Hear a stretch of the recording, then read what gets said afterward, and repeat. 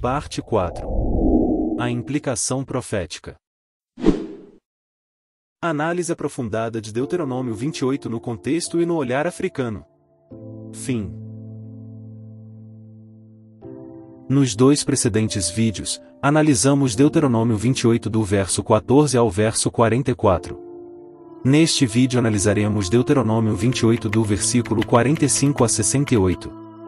Quero em primeiro fazer-vos lembrar o bem que podem fazer a nós, e a essa obra que não lhe custará nada a não ser o seu like, partilhe e inscrição para não faltar nenhum novo vídeo.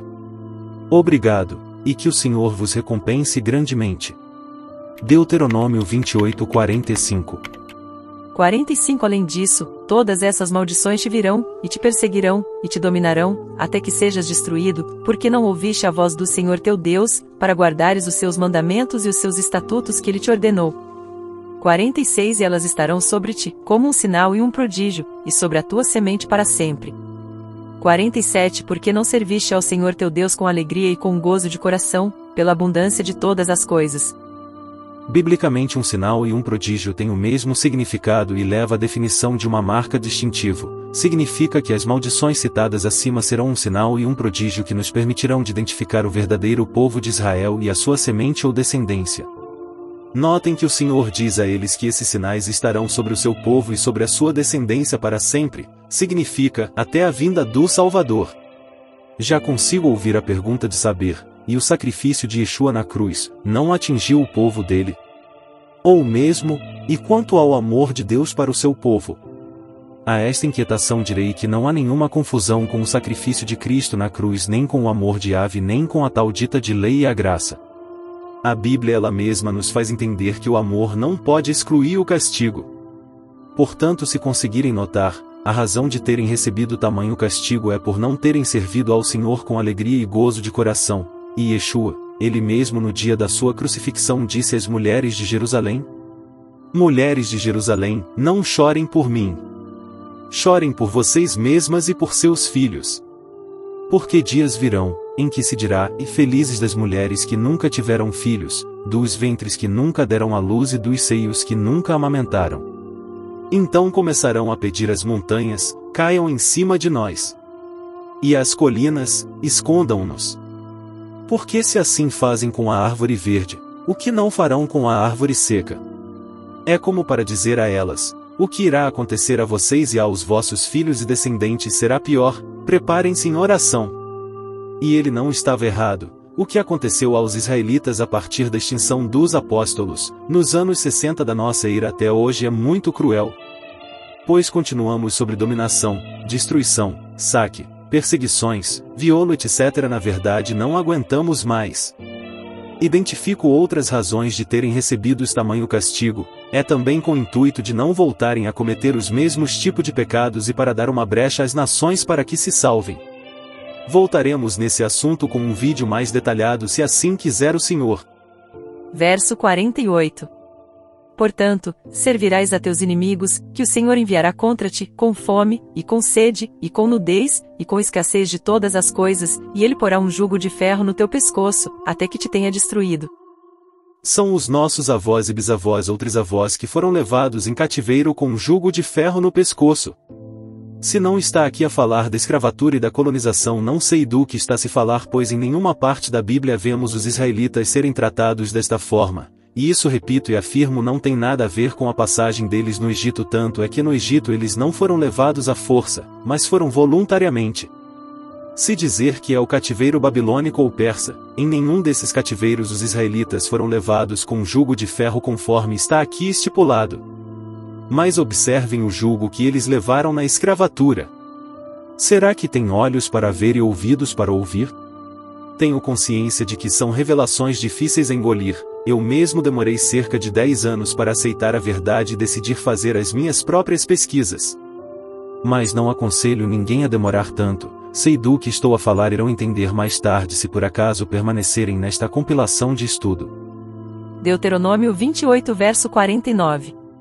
O Senhor trará contra ti uma nação distante, da extremidade da terra, veloz como o voo da águia, uma nação cuja língua não entenderás. 50 Uma nação de aspecto feroz, que não terá respeito pelo velho, nem mostrará benevolência ao jovem. 51 E ela comerá do fruto do teu gado, e o fruto da tua terra, até que sejas destruído, e tampouco te deixará grão, vinho, azeite, ou aumento das tuas vacas, ou os rebanhos de tuas ovelhas, até que te tenha destruído. 52 E ela te sitiará em todas as tuas portas, até que caiam teus muros altos e fortes em que confiavas, por toda a tua terra, e ela te sitiará em todas as tuas portas, por toda a tua terra, que o Senhor teu Deus te deu. Os Estados Unidos da América são aqui claramente designados primeiro pelo símbolo, a águia. Segundo pela distância que há entre esta nação e a África, podemos sem fornecer muitos esforços, constatar que das costas oeste da África onde os israelitas foram capturados, a distância com os Estados Unidos é muito mais extensa do que com qualquer outro país, principalmente os países que beneficiaram do comércio transatlântico. No entanto, é óbvio que a Bíblia fale que estão no fim do mundo.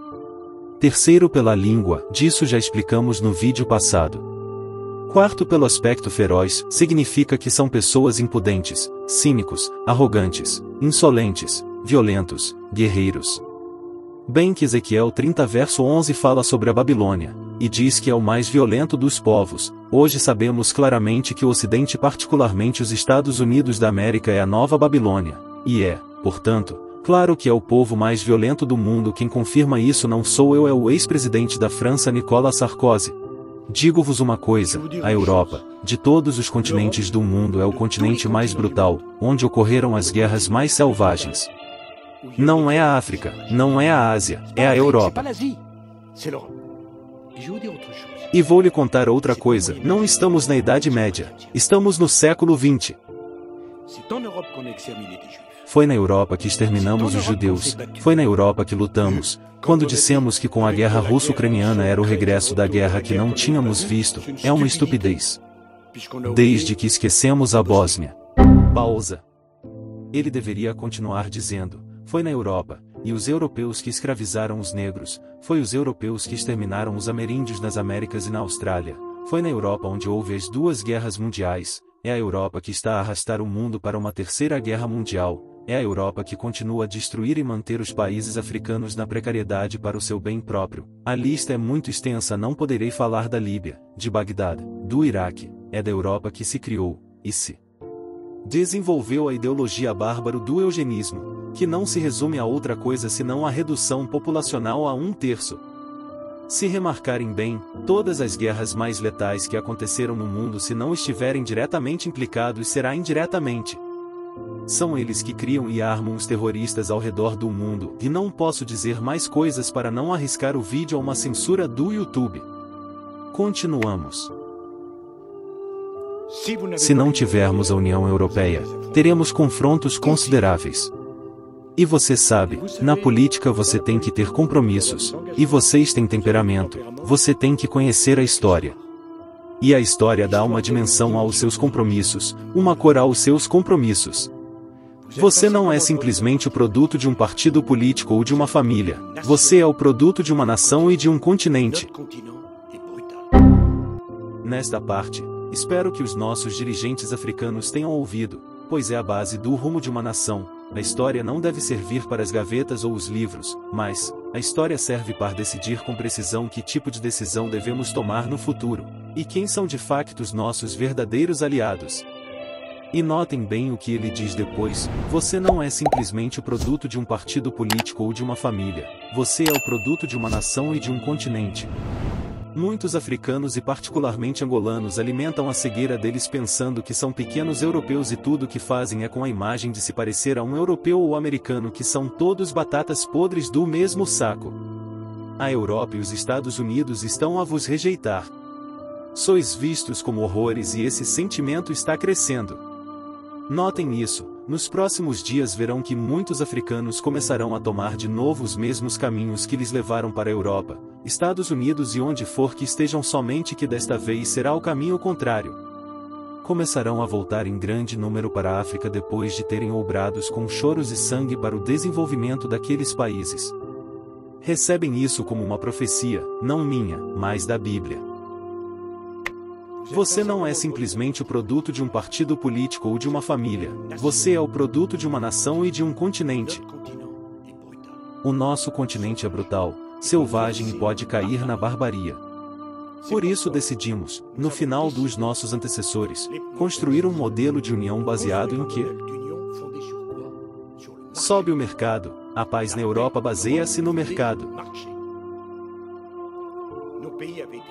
Os nossos países tinham sido devastados pela guerra. Decidimos produzir aço e carvão juntos. Foi o mercado que fez as pazes e não entender isso? É um pouco teórico. Segundo elemento, o sobre a Alemanha. Olhem.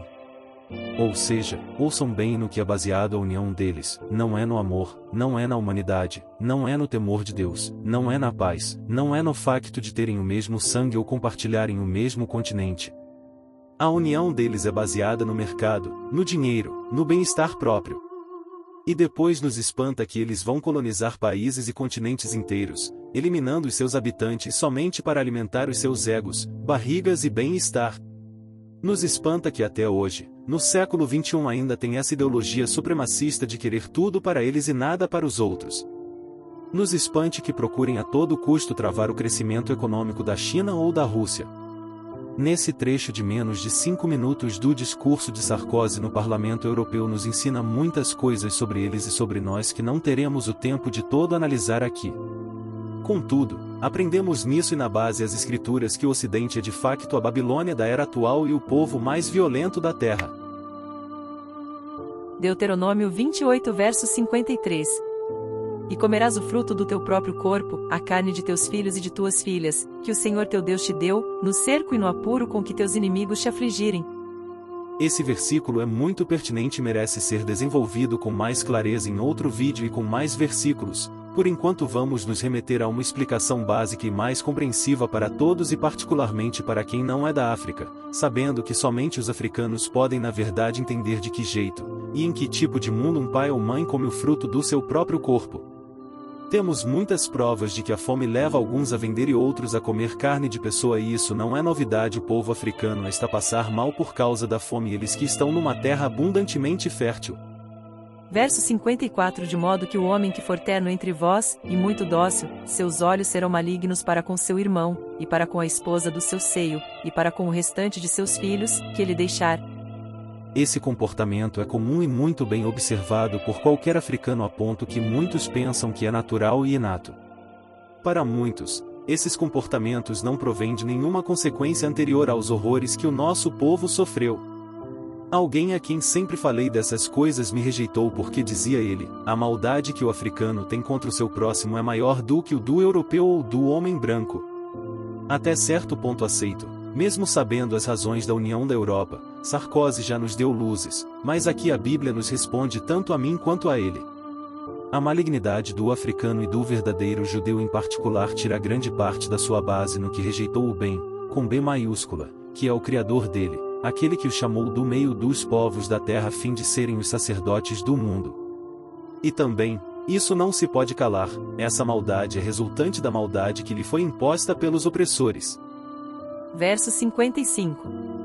Assim ele não dará a nenhum deles a carne de seus filhos, que ele comerá, porque não lhe sobrou nada no cerco e no apuro com que teus inimigos te afligirá em todas as tuas portas. 56. A mulher terna e delicada entre vós, que não se aventura a colocar a planta de seu pé no chão da delicadeza e da ternura, seus olhos serão malignos para com o esposo do seu seio, e para o seu filho, e para a sua filha. 57. E para com a placenta que lhe sair entre os pés, e para com os filhos que terá, porque ela os comerá secretamente, por falta de todas as coisas, no cerco e no apuro, com que o teu inimigo te afligirá em tuas portas.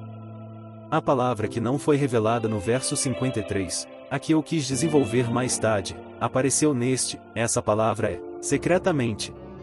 Isso significa, vou só já falar agora, comer o fruto do seu ventre no ocultismo, na bruxaria. O africano ou africana em geral come o fruto do seu corpo, os seus filhos na bruxaria. Por ter vivido e crescido em Gabão perdi muitos amigos deste jeito, e vi muitos jovens sair do mundo dos vivos deste jeito. Em Angola ainda é pouco comum bem que exista, mas em outras partes da África esses actos são recorrentes.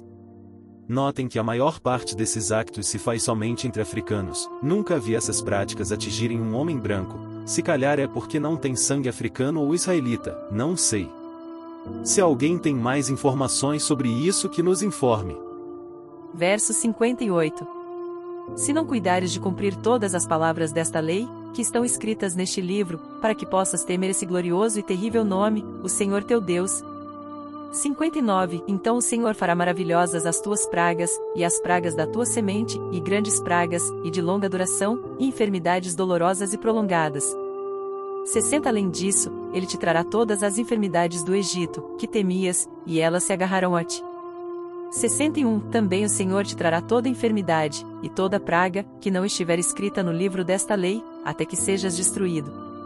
62. E sereis poucos em número, mesmo tendo sido numerosos como as estrelas dos céus, porque não quisestes obedecer à voz do Senhor teu Deus. 63. E acontecerá que, assim como o Senhor se alegrava convosco, para fazer-vos bem e multiplicar-vos, também o Senhor se alegrará sobre vós, para vos destruir, e vos reduzir a nada, e sereis arrancados da terra que fostes a possuir. 64. E o Senhor vos espalhará entre todos os povos, desde uma extremidade da terra até a outra, e ali servirás outros deuses, que nem tu nem teus pais conheceram, de madeira e pedra. Se eu vos disser que o povo africano é o povo que se encontra em todas as nações, como está escrito neste versículo, irão me contradizer afirmando que muitos povos estão em muitos lugares. Ok, está certo. E se eu dizer que em todos os sítios onde se encontra, o africano é desrespeitado, qual é a resposta que irão me dar? Qual dos povos em qualquer sítio onde está é desrespeitado se não for o povo africano? Outra pergunta: deem-me provas de que esses israelenses foram uma vez levados escravos em todos os países do mundo. Se estiverem a pensar na Alemanha, melhor não entrar neste debate de mentira, pois não estarão capacitados a me dar a resposta sobre as razões pelas quais até agora não se encontra, nem se pode dar contra-argumentos sobre o que verdadeiramente aconteceu naqueles campos de concentrações e por que razão tudo que trata sobre o assunto é extremamente sensível, a ponto que se alguém não se referir à versão oficial é diretamente taxado de antissemita, nazista, terrorista e muito mais.